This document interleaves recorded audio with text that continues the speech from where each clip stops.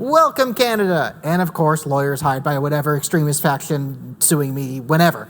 This is your favorite show. It's Uninterrupted, where every Wednesday we ramble off what should have been the week's news or what I think is better than the news.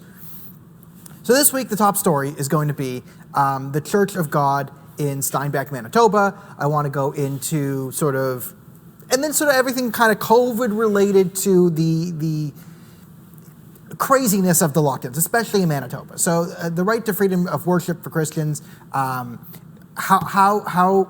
can we save Christmas, which I'm going to give you the sort of atheist Jewish perspective of like why Canadians need Christmas. We're going to sort of like who are the global elites and what are their plans for us. Then the internet was all abuzz because Ellen Page is now Elliot Page. Even the Prime Minister of Canada weighed in. And I just want to go over sort of the things that around the radical left-wing rhetoric around what's happening here and why it's driving people crazy, because they're asking us to sort of believe and think in contradictory ways, and it changes every week, and this is kind of where we are. So there's that. We'll get into a little bit on Iran, but if you're watching this now live at 9:30 tonight, I will be talking about Iran fully on the Superpower Broadcasting Network. So I'm just going to give you a little bit of a tease for what will go on later. So if you're like, I just want Canadian politics and tell me why Justin Trudeau needs to be deported. Well, here you go. So the number one story in the country is the church in Steinbach, Manitoba, the Church of God, tried to hold a service, a drive-in service, and the RCMP was not having any of it. It was illegal. There was an illegal gathering that occurred there. Now, in order to give you the full context, I'm sorry to do this to everyone, but we're going to play the 2-minute clip of how CBC News covered this to prime everyone for what they're saying. And then I want to go on and say, okay, what they didn't cover and how this is different from their favorite protests and why this is just driving everyone crazy. So can we go to the clip? They're not blocking us, they are blocking God. The RCMP block a van full of parishioners from entering the church parking lot. The police are upholding health orders. Members of the congregation are holding up traffic. So there's no government there that can prohibit us from worshiping God. Minister Tobias Thiessen was fined thousands of dollars last weekend. He held an in-person service against public health orders. Today, the plan was a drive-through radio service. That too against the rules. Only virtual services are allowed. We're proud to stand for religious freedom. These people have to go to church. Let them go. Take this tow truck away. Let this car go to church. But Thiessen's sermon was interrupted when RCMP sent in the tow truck, prompting him to join the front lines. You're big time interfering with God right now, not just with us. People should have a right to choose, wear mask or not wear the mask. You see, go to church or stay at home. That's called freedom of choice. Let these people go to church. This is wrong. It became a standoff, but after protest and prayer, victory. I mean, if we can park in a Tim Hortons drive-through and wait in line, and we're safe to do that, then anyone should be safe to come to a drive-in event. Manitoba's COVID-19 case counts have been in the hundreds daily for more than a month. Hospitals are stretched to capacity. RCMP say public health orders aren't about restricting freedom, but ensuring safety.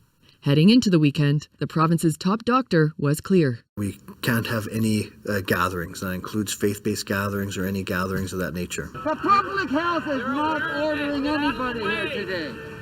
Thiessen finished his sermon from the back of the truck. Being alone at home and watching a virtual service does not replace worship. And Aaron, dealing with a scene like that, how did police try to diffuse the situation? Well, it was definitely tense, but it wasn't violent. And when all was said and done, RCMP said that most people ended up following their orders. Except for one man. He was fined $1,300. 125 other people went home. The church says they hope to resume with a drive-in service next Sunday. Ian? Aaron Broman in Winnipeg tonight. Thank you. Okay. Apologies, Canada. I know I've promised you many times that I watch the CBC so you don't have to, but I felt it was important that we at least look at the mainstream media and how they're treating the people of Steinbeck, Manitoba and the Church of God there. Because you have to see, okay, what are they claiming here, right? They tried to be balanced and very fair. And, well, they tried to have a gathering, but it was an illegal gathering, and it was against the rules. Okay, here's what the church in Steinbeck, Manitoba wanted to do. They wanted to have an actual religious service. Now, I could understand, because, listen, you know that I've always been sort of on not on any extreme in COVID. I've always said COVID is real. I've always said it's nowhere near as dangerous as the government abuse of authority that comes with the COVID. So, I'm able to make everyone happy and unhappy with how I'm going. But I would be behind the RCMP if the Church of God in Manitoba said, hey, we're just going to open up regularly, there's going to be 250 people packed into a crowded room, and we're going to sing like there's no tomorrow. Who cares? No masks, everyone's singing in a confined space. You could say, okay, I could see how this could cause some potential spread in the pandemic. You can say, okay, they were just being unreasonable, so we had to shut it down. Everyone has to follow the same rules, no exception for religion. But that's not what they were doing, okay? What they were doing is they wanted to have a drive-in service. So they thought people were not getting enough out of, online or, virtual services. And listen, nothing to bash virtual services or virtual religious preachings. I mean, this studio, I'd be hypocritical if I did that. But you can understand how some people might want to worship or practice their Christian faith in the company of their community, right? And as Canadians, we've made the exception for this already during the pandemic, right?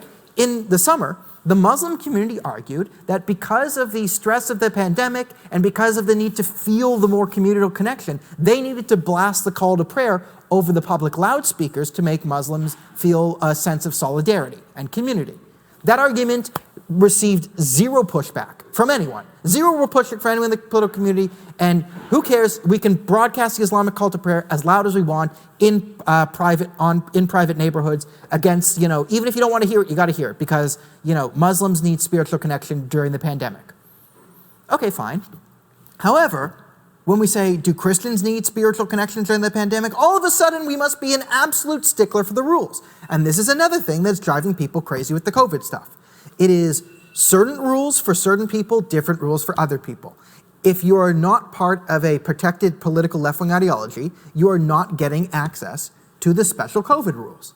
Do you remember when George Floyd, peace and blessings be upon him, he's actually declared a saint in Iran, silly enough. But do you remember when he cured coronavirus?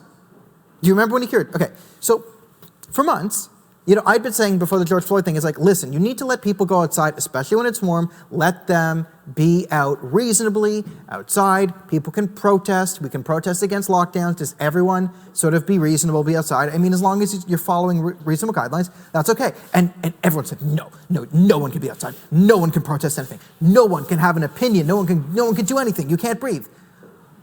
You're going to kill everyone. But then George Floyd died, and all of a sudden, Canadian public health experts are public health experts in public health, the people we must listen to because they are the experts and they know everything. They then said, you know what? Protesting against racism might actually save more lives than following the pandemic rules. Therefore, everyone can go outside and protest however they want.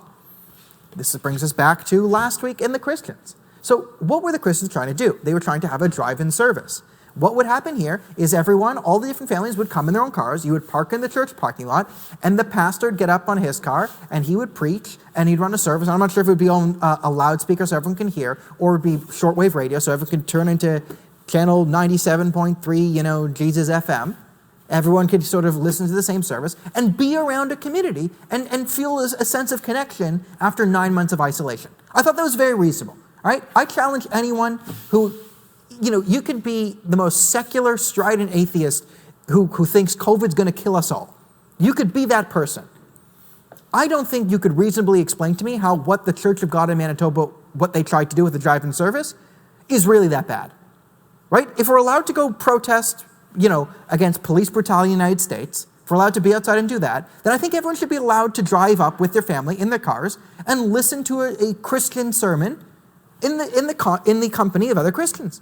Like, how is this irresponsible? But it breaks the rules. So what they didn't tell you there is, I mean, good on them for saying, oh yes, all very peaceful, because they did correctly report that no Christians went on a murder spree or, any of that because they were denied, their rights. Good on them, though, for standing up. But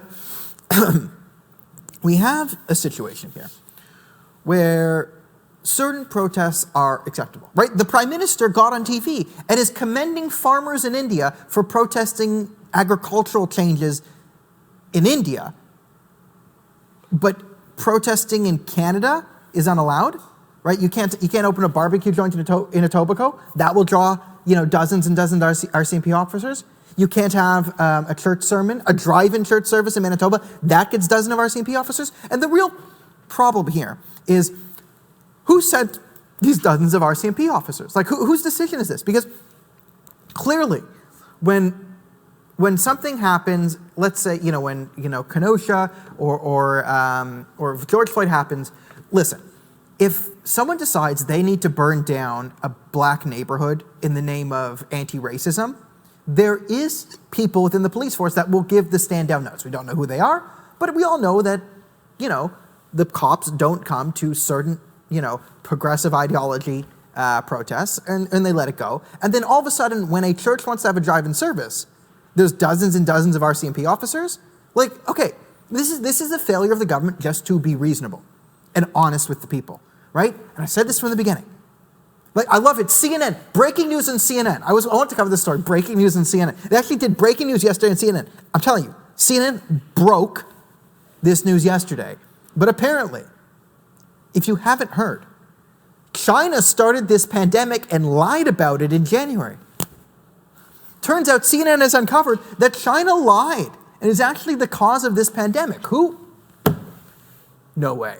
No way, CNN. Thanks, guys.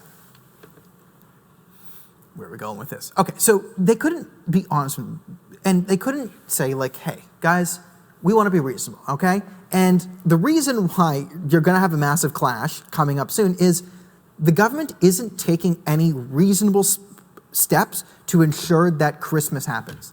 Again, I'm Jewish. I'm pretty secular. But I will be one of the first people to say that Christmas is very important to Canadian culture.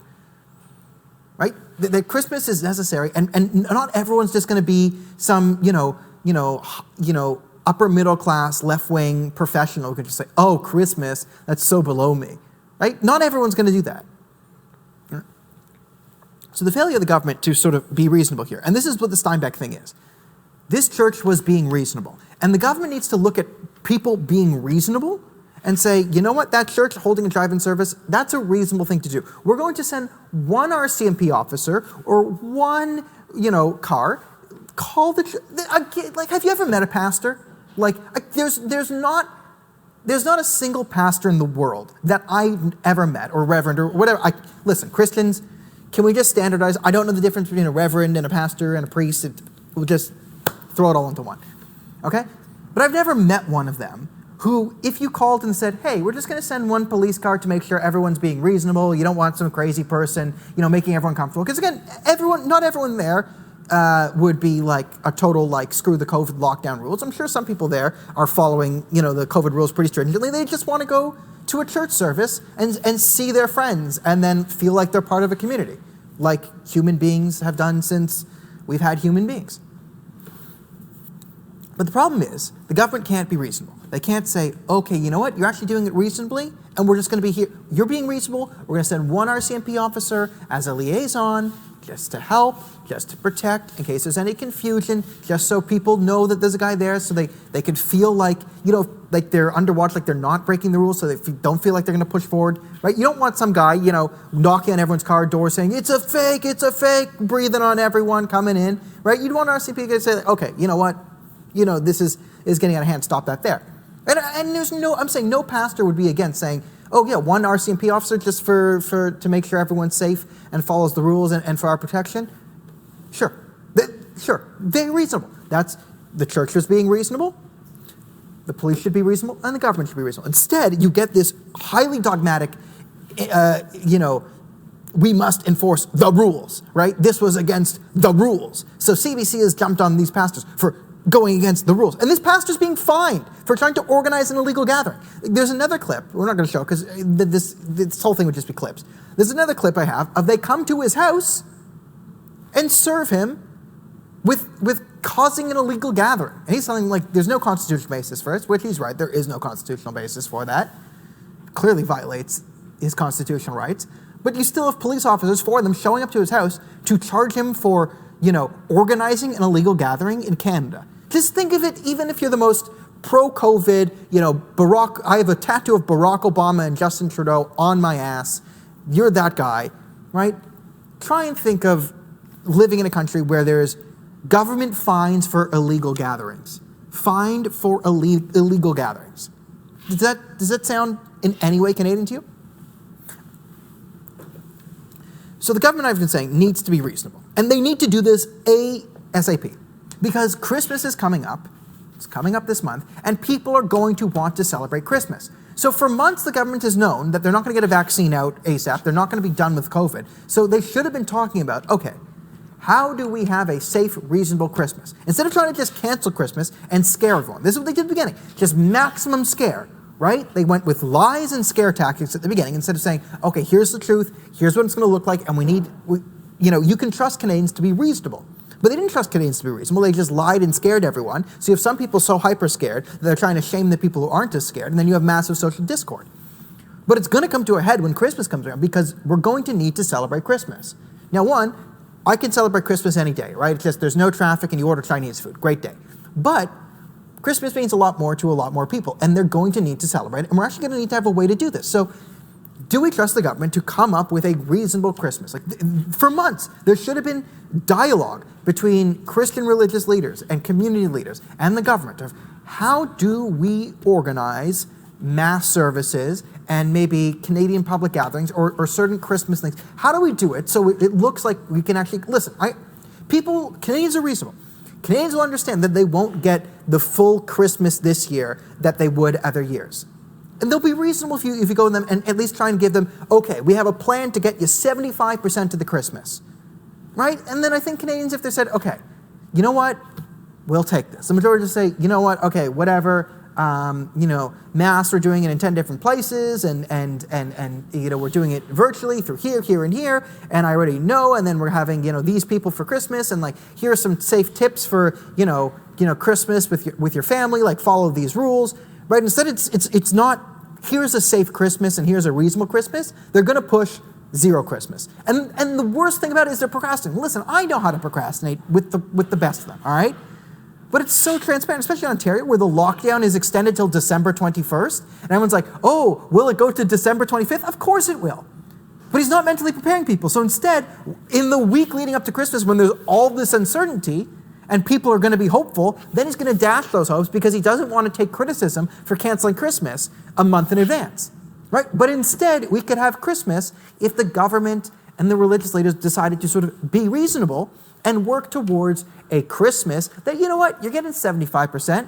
You know what, maybe you can't go inside to Christian Mass, but maybe for those who are willing to brave the elements, we're going to sort of install a bunch of heaters at Dundas Square. We're going to sort of, have little bubbles for different families to be in. We'll have different things, and we're going to do midnight Mass in this sort of, very, broad way. We'll broadcast it on TV for people who can't get to it.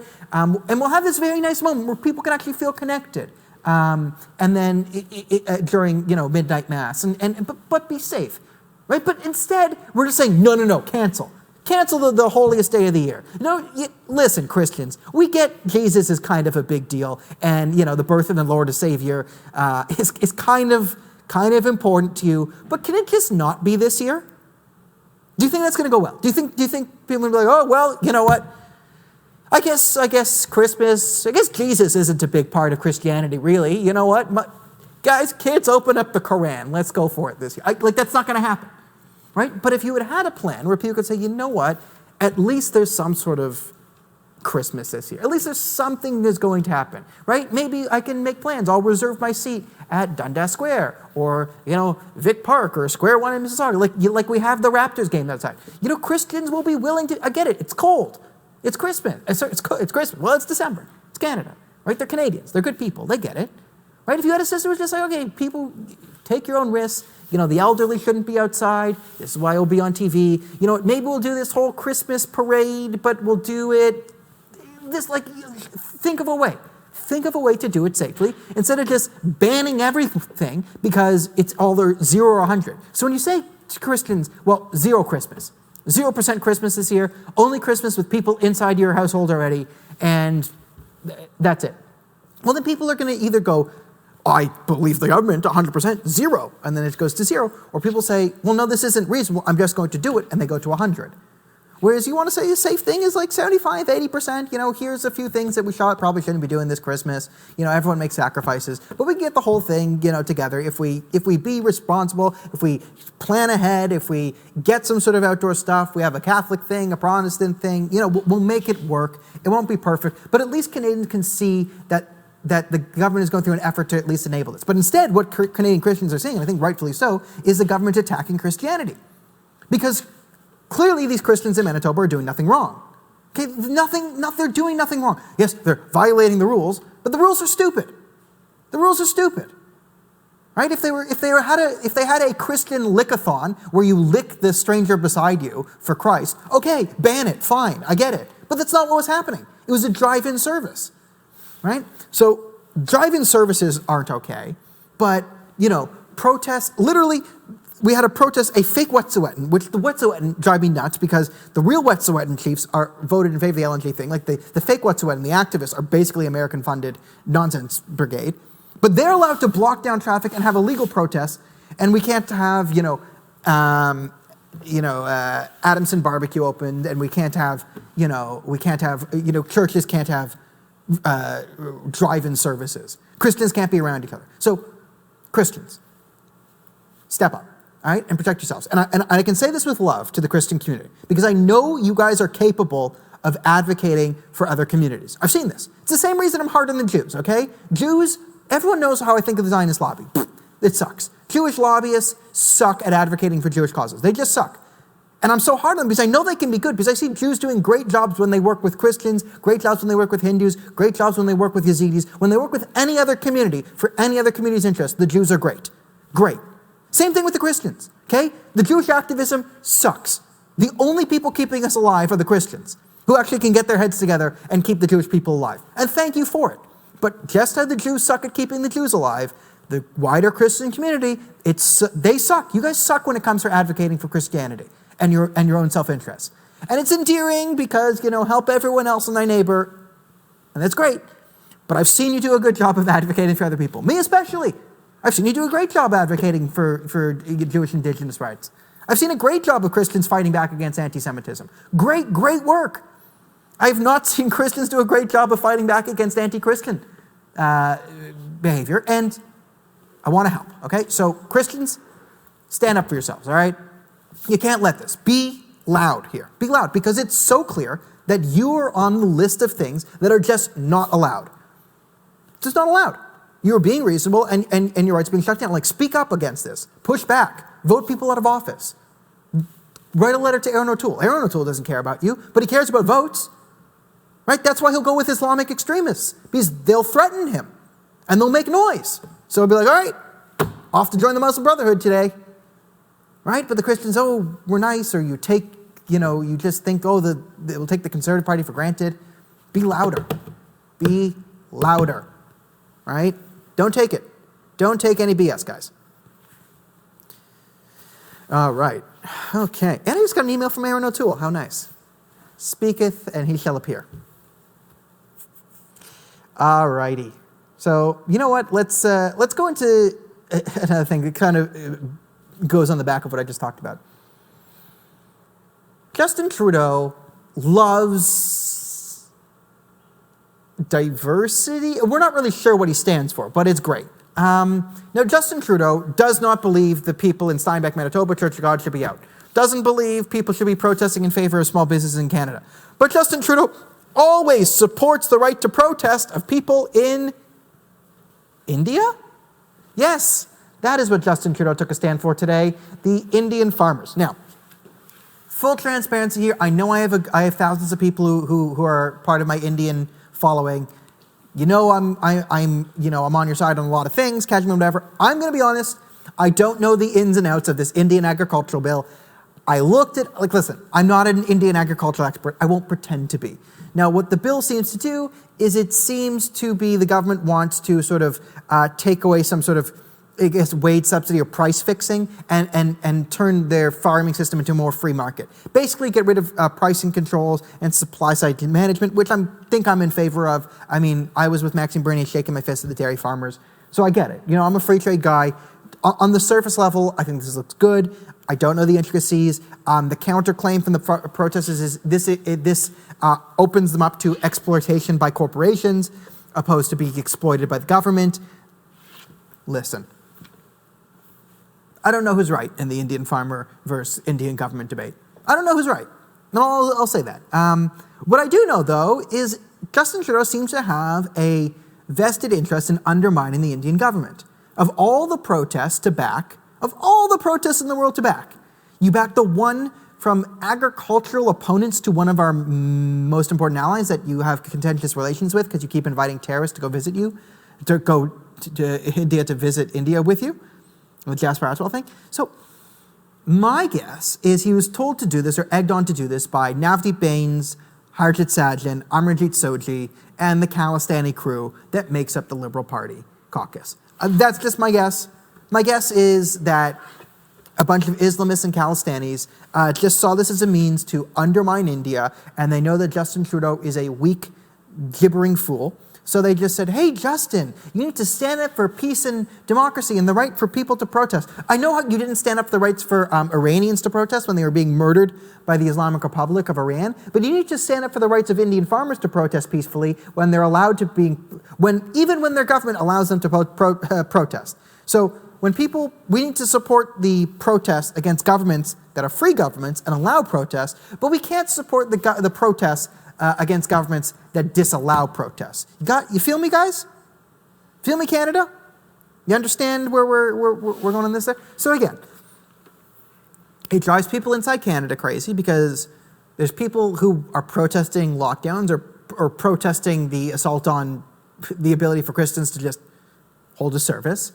And no, that's inappropriate, irresponsible. You can't do that. COVID, you're literally killing grandma. But if a bunch of Indian farmers get together during lockdown to protest a bill that deals with sort of farming subsidies, well, then you got to do what you got to do. You know, farming is important, I guess. And this brings us to the sort of the Addison barbecue thing. The other thing that I wanted to bring up is small business, especially restaurant business, is actually a lot more important than people give it credit for. And the only type of argument we're allowed to have when it comes to COVID is literally killing people. And if you break COVID lockdowns, you're going to kill people. But the only time you can protest is if you're saving more lives than not protesting. And this is the George Floyd argument, right? The reason why it's okay to protest for Black Lives Matter is because, you know, spewing some left-wing mumbo-jumbo now will save billions of lives down the road. Fine.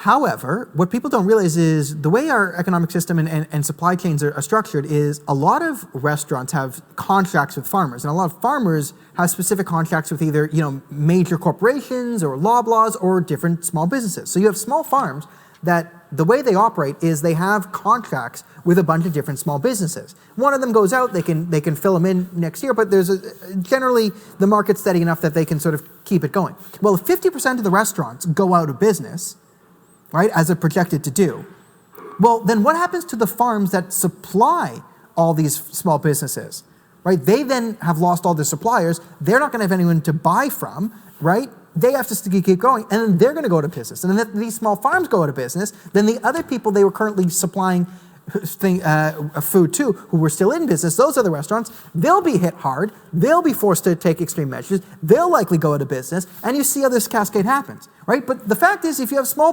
farmers and people in the agriculture industry going out of business, that is a major threat to the supply chain. People can die because of that, or food prices can soar. And if food prices soar, then who doesn't get the food? It's the poor people who are on the bubble. And if they're eating less food, you have more starvation, which means you get more people dying. Right, so there's more ways to kill people than just a cough and cold from COVID, right? The economy's complicated. There's all these different systems tied together. And when you just want to dismiss, oh, these guys just want, and you do the elites, oh, he just wants to sell barbecue, like just the white privilege or whatever. Like, yeah, you can dismiss all this stuff as like, oh, white privilege. Oh, I'm so much better than all this. But at the end of the day, like supply chains are threatened. Our food supply chains are threatened, and that can kill people. And no one's pointing that out. But Justin Trudeau will point it out and talk about the food supply chain when it comes to Indian farmers. When it comes to Indian farmers. Canadian farmers, screw them. Okay. Let's get into the insanity that is the radical left. And what does the radical left need us to believe these days? Men are women and women are men. And if you say you're one thing, listen, as you know, I'm gender fluid, so I can be anything at any time. Don't at me, right? If you call me pronouns, you're Islamophobe. Elliot Page. So Ellen Page, the artist formerly known as Ellen Page, has decided he is transgender, and now he is now a man and always has been a man, and you must be in all respect for that. So let's bring up the Tatiana McGrath thing for it. I love this. Basically, Tatiana McGrath, that's a parody account saying like, you know, we must love and respect,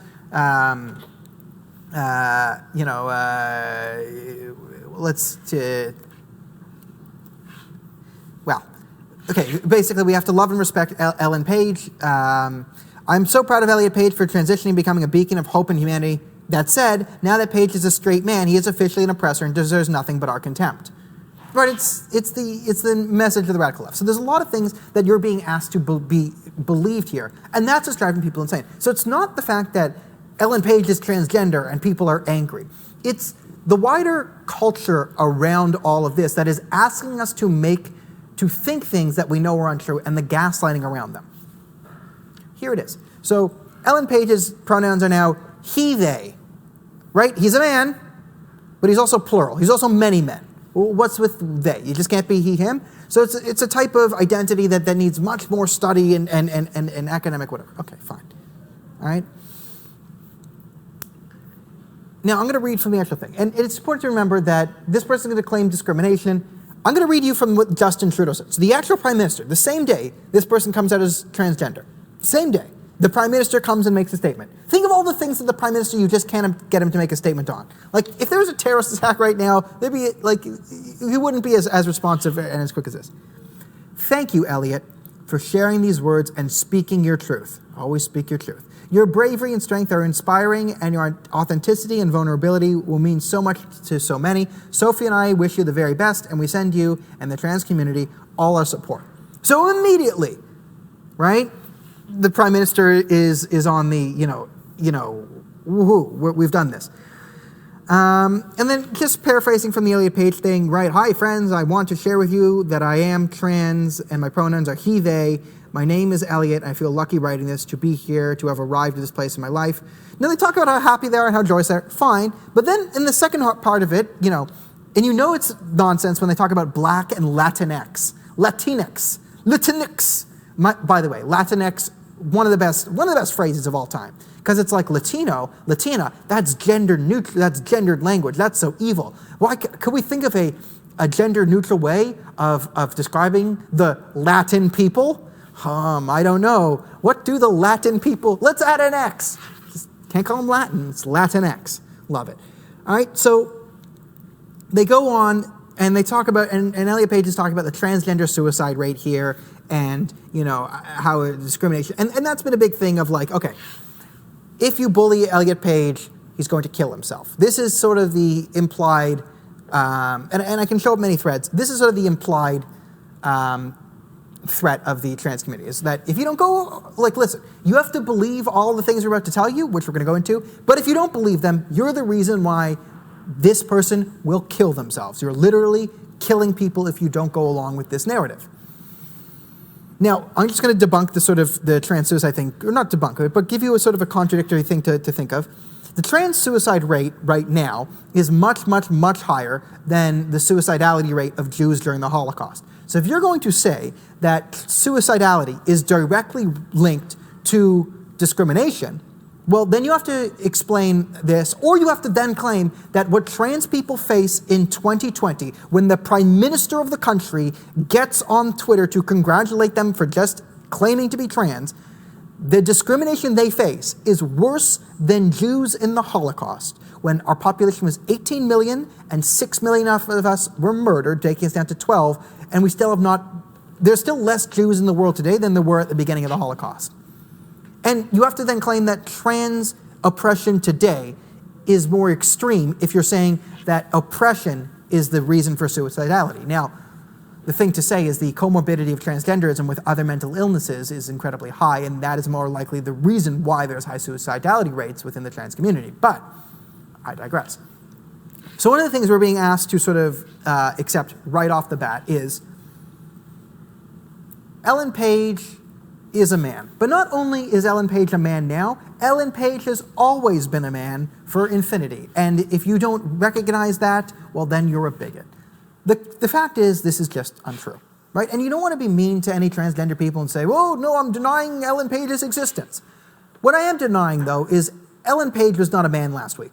No one looked at Ellen Page and said, "Oh, that's a man," right? You looked at her and you're like, "That's a woman." That's fine. You're lesbian, like, no one cares. Now, if you want to become a man, fine.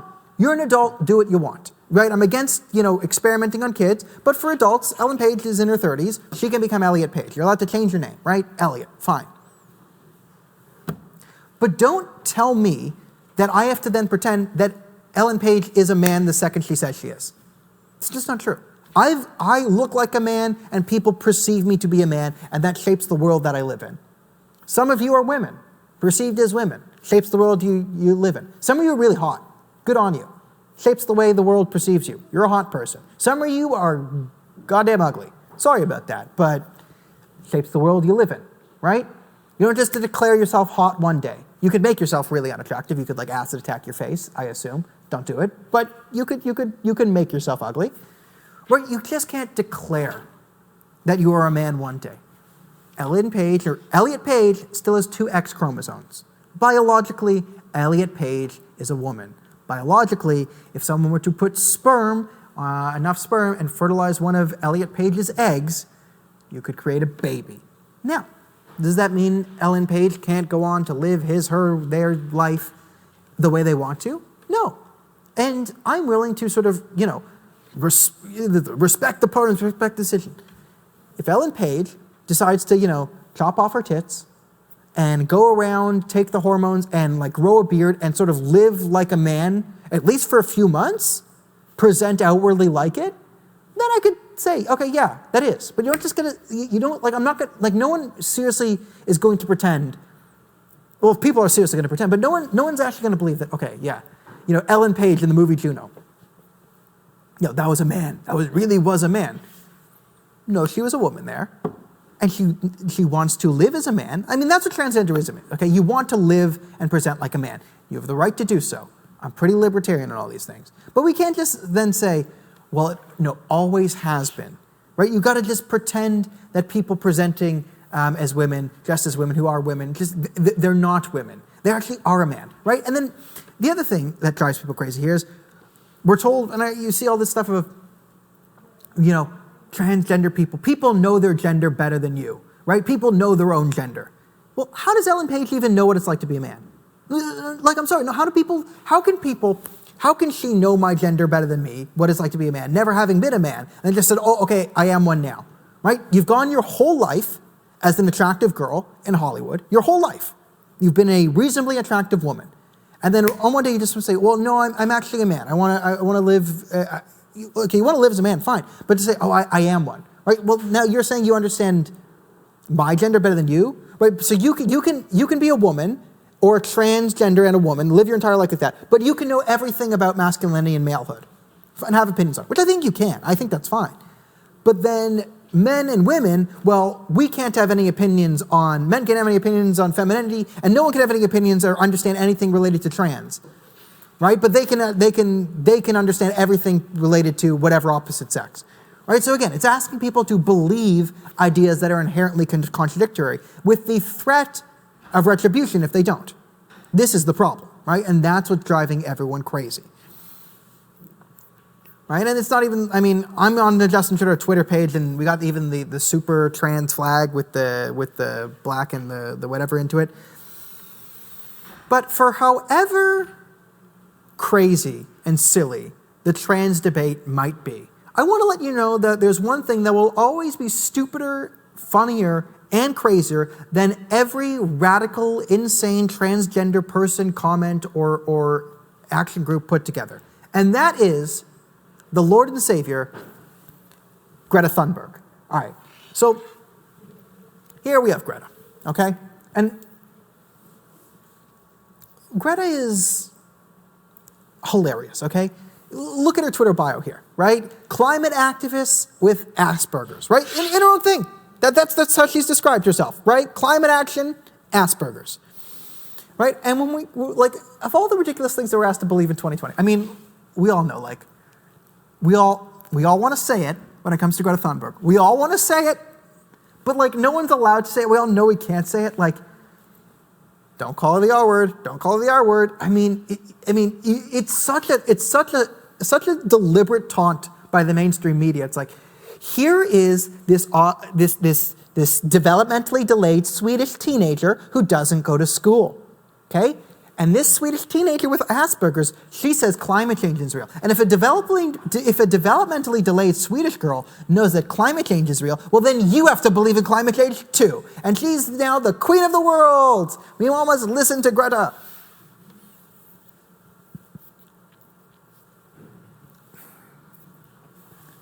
She is a teenager with no education that has Asperger's with politically motivated parents.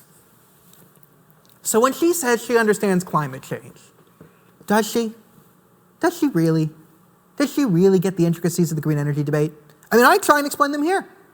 Why is Greta Thunberg, right? Do you think Greta Thunberg is adequate, is the number one person, or the person you would expect to sort of be able to debate the merits of natural gas production? Right? America, under Donald Trump, 2016, the only country to decrease carbon emissions is America because of the natural gas production. And I'm not going to go into the whole thing of the coal is to oil and oil is to natural gas and the efficiency and waste. You've heard me make that rant 700 times by now, hopefully. But do you think Greta Thunberg is the one with the enough, let's say, nuance to sort of debate that and say, well, here, I know you're talking about natural gas, but here's actually where we need to come into the windmills and the thing. Or is it much more possible that they chose a Swedish teenager with Asperger's because she would have a harder time delineating the amount of BS being pushed by all the climate alarmists? Is that not a bit more plausible? Right? but now Greta Thunberg is not just an expert on climate change. What was it? CNN had her on a panel, Systemic Racism. So she's an expert on climate change. She can tell you all about climate change because of her Asperger's. She can tell you all about systemic racism because, of course, who would know more about American race relations than a Swedish teenager with Asperger's? But now she also knows the economy. And I say this because, you know, I've been talking about this Great Reset and the World Economic Forum and Klaus Schwab and all these different stuff. But I covered the fact, like, some of the reasoning Klaus Schwab uses for implementing the Great Reset, and some of his proof that his ideas must be implemented, and this proof has been taken as fact by many a government, yours included, is Greta Thunberg. That's right. You read articles where we basically said, because Greta Thunberg exists and because she's really popular, Generation Z is done with capitalism, so capitalism is over, and we need a better system because Greta Thunberg. Literally, right? She's being used as a puppet by this guy. So let's meet our guy Klaus Schwab, dressed up like a weirdo. I've seen this picture going around, him in this weird dress here. People saying, oh, it's for whatever satanic rituals. It's like, okay. Yes, Klaus Schwab is in a weird robe, and no, this isn't satanic. This robe is just his graduating from, the Latvian Institute of Technology? No. The Kaunas University of Technology in Lithuania. Ah, yes. He's getting an honorary degree. Didn't even earn a degree. Honorary degree from a Lithuanian Technological Institute. Those are these robes. Okay. Now I bring this up because one of my pet peeves is thinking that Klaus Schwab, who's declared himself one of the kings of the world, and Greta Thunberg is a prophet. So in the new religion of the not even the radical left, the new religion of the left, it has a king and the king is Klaus Schwab. Klaus Schwab is sort of king, and there are prophets and religious figures like Greta Thunberg. So Greta Thunberg is more of a prophet, a spiritual religious leader, like to be touched by Greta Thunberg will bring you blessings, right? And because Greta Thunberg said, and the prophet said, it is interpreted by our king and leader, Klaus Schwab, and this is why we need a brand new economic system. And I bring up him in this crazy rope to just make the point that these guys are not the brilliant strategists you think them to be. One of my biggest pet peeves with sort of everyone, and the more conspiracy mindset is, I think it actually kind of dampens us to the truth, because the problem with the conspiracy theories is a lot of time is they'll get onto some truth that's happening. Like the Great Reset is not a conspiracy. Like there's a lot of truth here. We need to talk about it. The problem is a lot of people take it to a level that then doesn't make sense. And this level is usually here, and there's a better explanation for this, but I go on. Is people tend to be under the impersonation that the world is controlled, and you can either get in the globalist thing or the World Economic Forum by, a bunch of evil guys, billionaires, they're all in a room, and if you're on the left, they're all white men and they're all Dick Cheney, right? It's all Dick Cheney in a room, and they're cackling and they're planning, right? There's a strategic plan of how to take over the world. And for the right, it's like, oh, they're all in a room, except it's Bill Gates, George Soros, this guy, this guy, this guy. No, that's not how it is, right? Our problem is actually just sort of entropy and ideological, I guess ideological entropy here from left wing. So Klaus Schwab and the system he's created isn't the system that's going to give power to the world elites, let's say, right? Because I hate these world elites. Like he's clearly, look at him, he's clearly part of the world elite. But the system is so stupid and poorly designed because this guy isn't the brilliant mastermind. Like, yes, he's a James Bond villain. So the guy who talks like this, the German technocrat, is like, I believe in the world where humans and machines will merge, and we must now listen to me. Obviously, he's the bad guy. Obviously. But he's not like this evil genius with an IQ of 257. He got an honorary doctorate from a Lithuanian institute of whatever that no one cares about. This is his... right? So it's smoke and mirrors, right? Yes, he's wearing a fancy robe, but that's because his number one qualifications is just someone in Lithuania owed him a favor, so they gave him a silly dress and an honorary doctorate. So I get to be Dr. Schwab now. Doctorate in what? Honorary doctorate from the, Kaunas University of Technology in Lithuania. Sure, it might even be like the Lithuanian version of like the DeVry Institute or ITC Tech, right? But this guy's always this is the reason why I push back against the Klaus Schwab as an evil genius type thing is because this is the type of rhetoric that they need to help sort of push their agenda. They rely on this image that they try and project to the upper middle class that we are these global leaders. We are in charge. We are the experts. We know everything. We are the men who are capable of pulling the strings when they clearly aren't, right? So when we give them this sort of grand thing, when the right sorts to make these people into these sort of super elite experts that must be stopped because their plan is so genius, right? The way the left interprets that is they hear, oh, genius plan, and the right hates them, and they don't listen, and then the sort of the emotional connection to these people, it strengthens their power, right? Instead, our real enemies is the ideology of globalism, right? The ideology behind the Great Reset and socialism, right? There's a social entropy because the system they've created, like the only good news, like I'll give you guys some good news. If you hate the Great Reset and all these technocrats as much as I do, the good news is, now horrible news. Horrible news first. If they implement the Great Reset, yeah, the country's done, the world's over, we're screwed. But silver lining to that horrible news, if they manage to succeed, you will get to see at least 80% of these people within the first 5 years be hoisted by their own petard.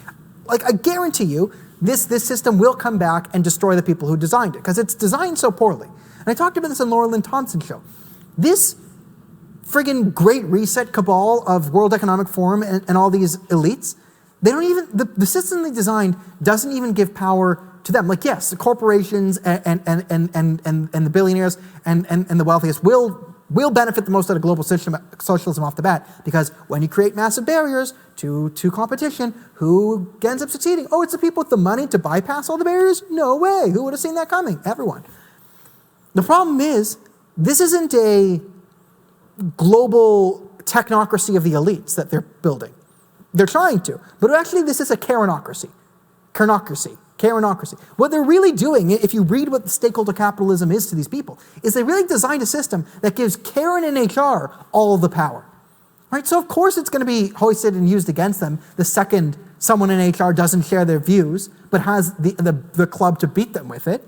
And listen, this is no good for us. You don't want Karen and HR being in control of the world, but this is kind of how these people work. So the good news is, the guy who's trying to be king of the world, Klaus Schwab, and his prophet, Greta Thunberg, there will be no kings and queens of the great new world. The people who try to become kings and queens, they will be destroyed by the mob. The problem is the mob will destroy everyone. So, and what I'm trying to get across to you is, don't give them the credit of being these great masterminds. Their plan is idiotic. It's myopic, right? It's not data driven. It's flawed in many ways. We've gone through it. Watch the Great Reset video. Hopefully you can learn something there. But my big thing is, just don't think of these people as brilliant, because they're not. They're really not. These people are idiots. I mean, they have a autistic Swedish girl as a prophet. Okay.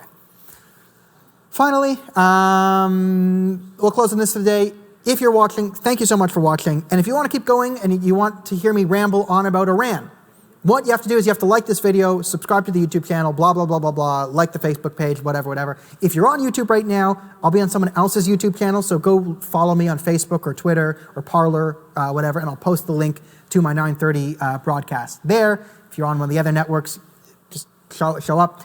And I'll be talking with Kevin Casterly about Iran. Kevin is currently a neocon. I like him. He has great positions. He's a little John Bolton. I have some neocon in me sometimes. But his key flaw is somehow he thinks Biden would be a better foreign policy hawk than Donald Trump. And I will completely disabuse him of this notion. So that should be fun, because I think he's a smart guy.